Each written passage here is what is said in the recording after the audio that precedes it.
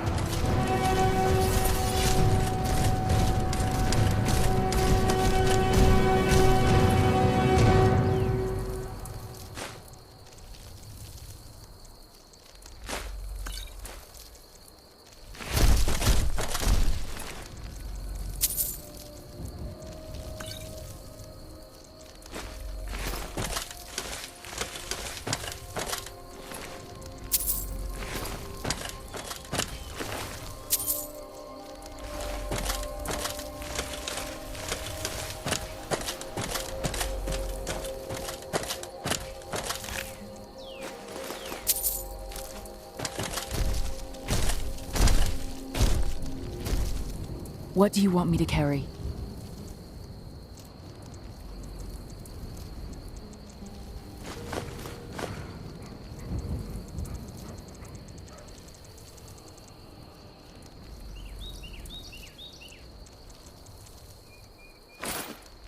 Let's get going then.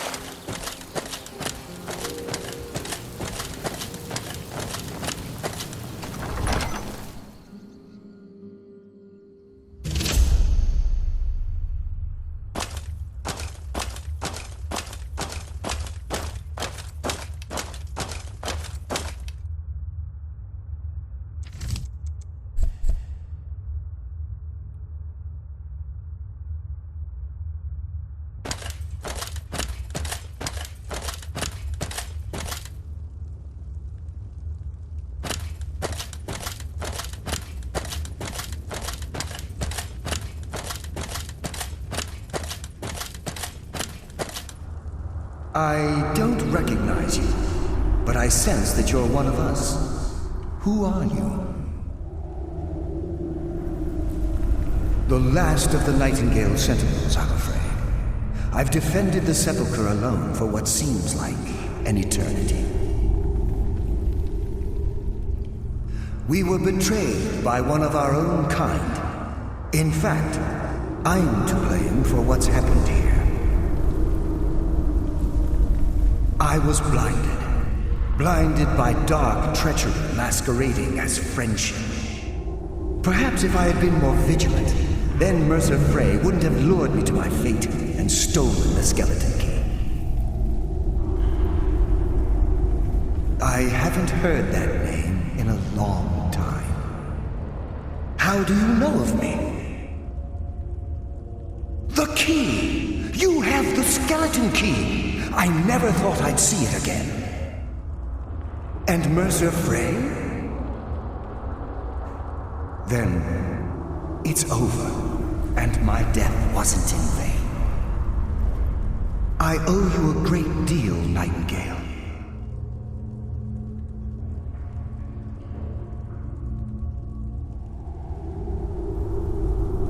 You've done the Guild a great deed, and although they may not show it, I'm certain they appreciate your sacrifices. My only regret is that you had to undertake this task alone. Carlia? She's still alive? I feared she'd befallen the same fate, ending up a victim of Mercer's betrayal. Nothing would bring me more pride than to return the key. But I'm afraid it's impossible. From the moment I arrived here, I felt myself, well, dying. The Sepulchre isn't merely a temple or a vault to house the key. Within these walls is the Ebonmere, a conduit to Nocturnal's realm of Everglow. When Mercer stole the key, that conduit closed, severely limiting our ties to her. I'm afraid so. I'm weakening, and I can feel myself slipping away. The years without restoration of my power have taken their toll. Whatever damage has been caused can only be corrected by following the pilgrim's path to the Ebonmere and replacing the key.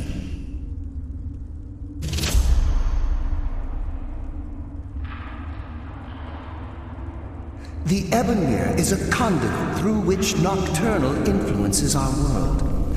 Not through magic or blessings, but purely through luck.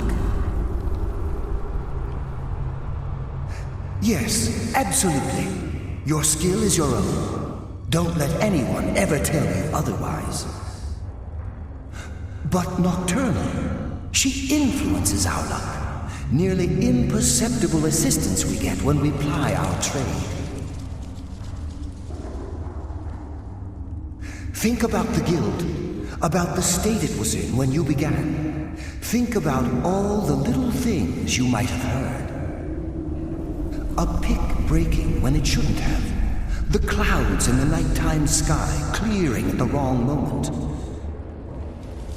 Our access to those bits of luck are what separates us from common bandits. Precisely. There are a few who still call Nocturnal Lady Luck, and for good reason.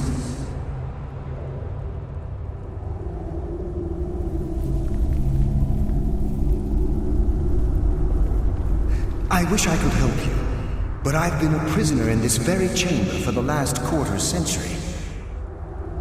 The only possible help I've come across are the remains of some poor fellow who is trying to follow in your footsteps. Perhaps his journal can help?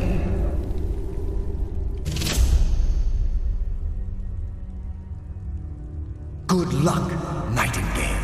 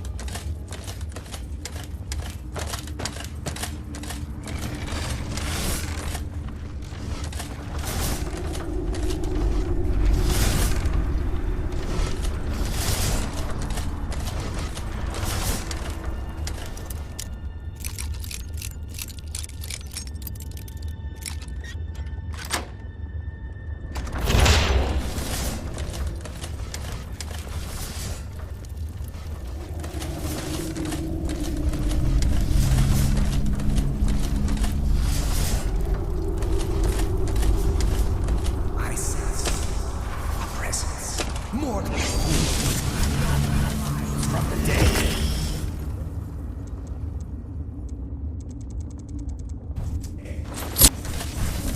Run! Katsuo!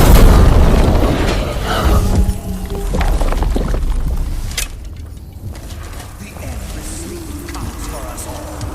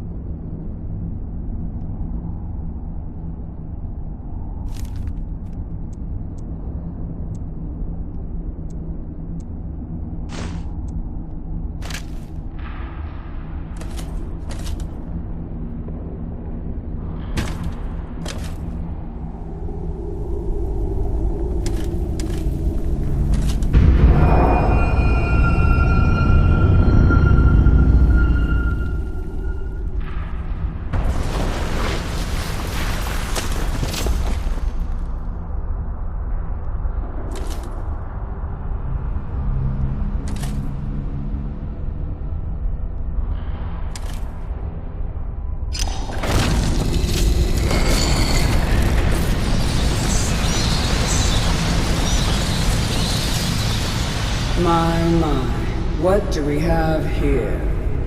It's been a number of years since I've set foot on your world. Or perhaps it's been moments. One tends to lose track. So, once again, the key has been stolen, and a champion returns it to the sepulchre. Now that the Ebonmere has been restored, you stand before me awaiting your accolades. A pat on your head, a kiss on your cheek. What you fail to realize is your actions were expected and represent nothing more than the fulfillment of your agreement. Don't mistake my tone for displeasure. After all, you've obediently performed your duties to the letter. But we both know this has little to do with honor and oaths and loyalty. It's about the reward, the prize. Fear not. You'll have your trinkets, your desire for power, your hunger for wealth. I bid you to drink deeply from the Ebonmere mortal, for this is where the agent of Nocturnal is born. The oath has been struck, the die has been cast, and your fate awaits you in the Everglow. Farewell, Nightingale. See to it the key stays this time, won't you?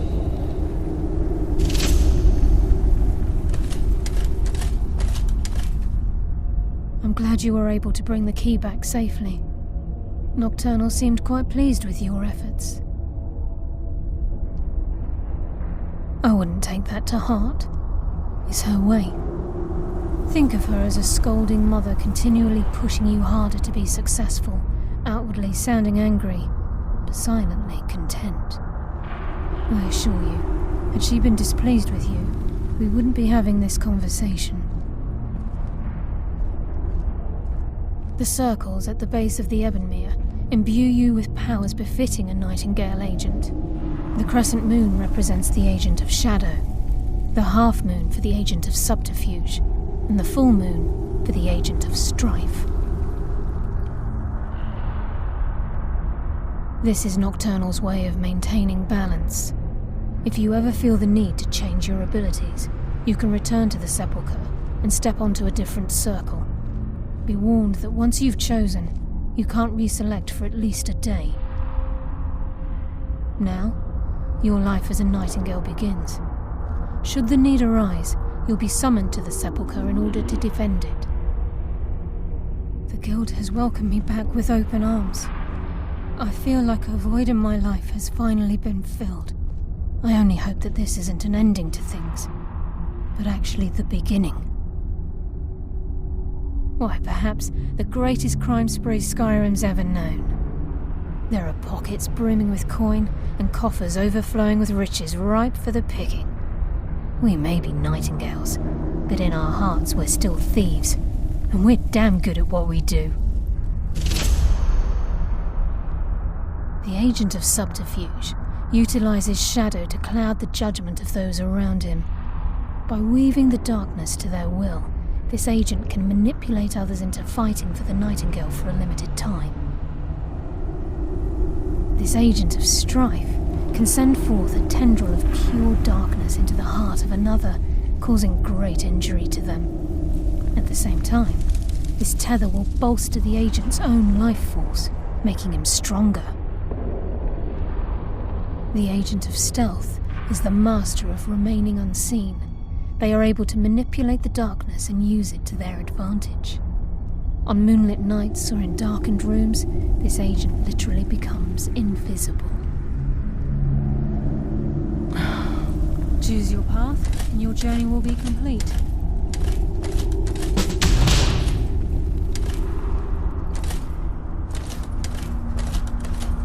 Carlia? Alice!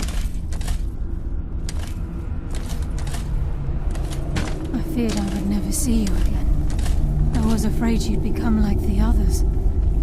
If it were not for the actions of this Nightingale, your fears would have come true. She honors us all. What will you do now, my love? Nocturnal calls me to the Everglow. My contract has been fulfilled. Will I ever see you again? When your debt to Nocturnal has been paid, we'll embrace once again. Farewell, Gallus. Eyes open. Walk with the shadows. Goodbye, Carlyle.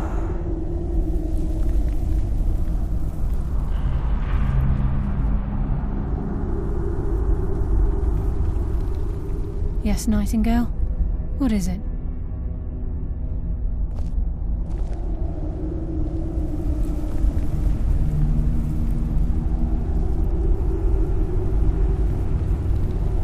If this place is in danger ever again, the shadows will call. Should the need arise, a portal connects the Sepulchre and Nightingale Hall. Use it whenever you wish. Gallus's oath has been paid. His actions have satisfied the terms. Now his spirit becomes one with the Everglow, the realm of perpetual twilight and the cradle of shadow. No, not gone. He's become one with the shadows.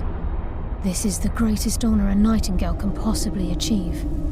In death, he's become a part of that which we used to live. Absolutely. When we say, walk with the shadows, we are asking those Nightingales who have passed on to protect us. It's believed that they are literally what guides our uncanny luck, by placing their hands in ours. That's why the Ebonmere needed to be reopened. Without it, there's no way Nocturnal was able to allow them through. I've decided to make my home at Nightingale Hall. Since it's your home as well, I hope to see you and Brynjolf there. Of course, I may visit some of Skyrim cities to acquire things from time to time. Can't afford to get rusty now, can we?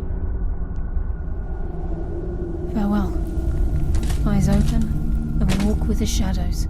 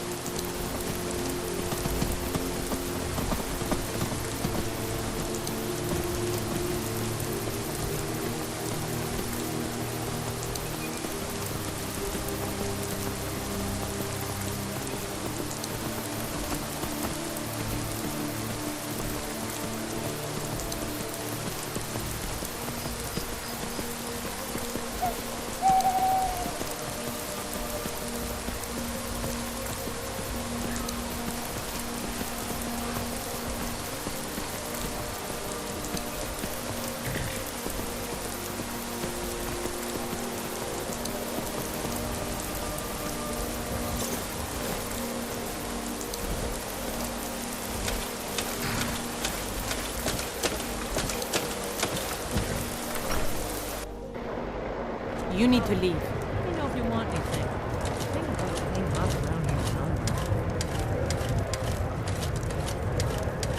somewhere. You're going to have the men around here wrapped around your finger in no time.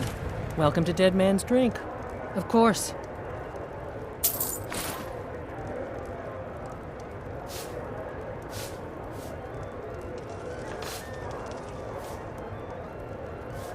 Are you joking? You just rented a room for me.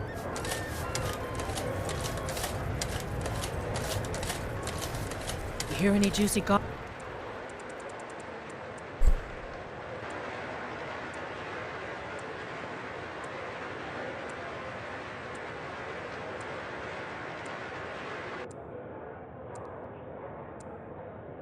town? At some point, Be we sure should to hire share it with Tekla on me. here. If she could just spend less time serving Dengir.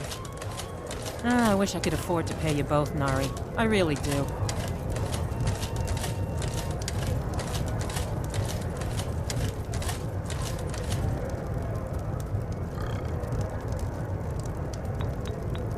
Strangers like you bring war. I've seen enough war. Unless you intend to bury someone, this isn't the place you're looking for, traveler. Falkreath is known for its graveyard, traveler. We've buried more dead than you can imagine.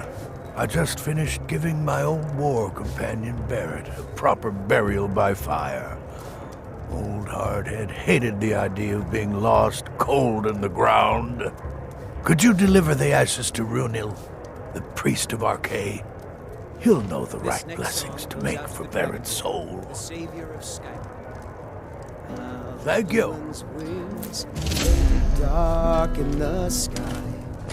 His roar furies fire, and his scales sharpen scythes. Men ran and they cowered, and they fought and they died. Burned and they bled as they issued their cries. We need saviors to free us from Alduin's rage. Heroes on the field of this new war to wage. And if Alduin wins, man is gone from this world, lost in the shadow of the black wings unfurled. But then came the tongues on that terrible day. Steadfast as winter, they entered the fray. And all heard the music of Alduin's doom, the sweet song of Skyrim, sky-shattering doom.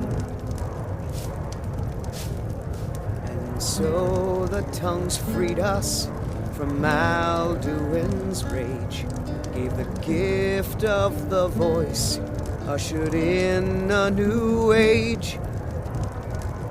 If Alduin's eternal, then eternity's done, for his story is over, and the dragons are gone.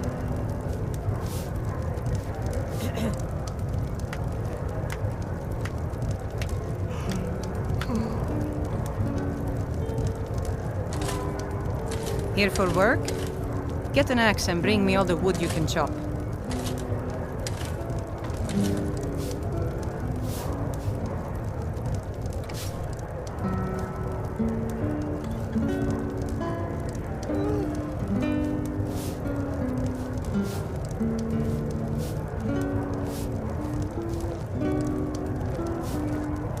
Welcome to Dead Man's Drink.